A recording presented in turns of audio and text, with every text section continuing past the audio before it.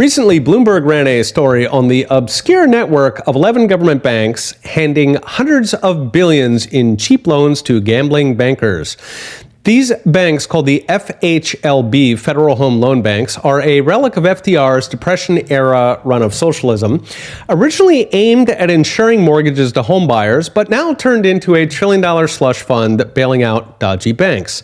During the recent round of bank failures, the loan banks had their fingers in every single one. Silicon Valley Bank, which gave cheap loans to VCs and tech startups, took $15 billion from the FHLB. Silvergate and Signature, which catered to crypto before failing, together took $15 billion.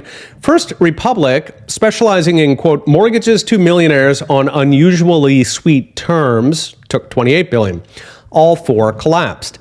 In fact, per Bloomberg, the $1.5 trillion federal loan bank spent precisely $355 million on housing affordability last year. That's 1/4,000th.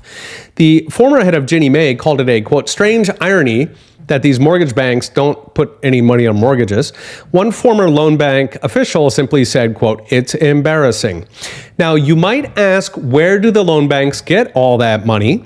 And the answer is easy. Because they have a standing taxpayer bailout, they can borrow cheap. After all, they don't go bust, you go bust. In normal times, that means a tidy profit. The CEO takes home $2.5 million, and the banks themselves made $3.2 billion last year, which gets distributed to their member banks. Yes, the same banks they're bailing out. Bloomberg sums it up as a, quote, backstop for banks taking all kinds of risks. So where is all that money now? Most of it is currently holding up failing regional banks to the tune of $880 billion, up 150% in 2 years. This is super for bankers who don't even have to tell their investors about the money. It falls from heaven. They keep their bonuses.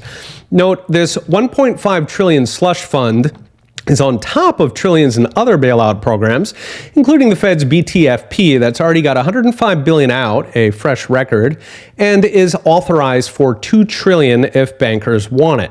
Then, of course, the Fed's standard discount window that bails out banks in normal times, along with billions of FDIC loans, paired with the unprecedented FDIC expansion to cover millionaires' deposits, which puts the program at theoretically guaranteeing roughly $20 trillion in deposits on 1/200th of that in capital. If they run out, they will take it from you. It's called a special assessment.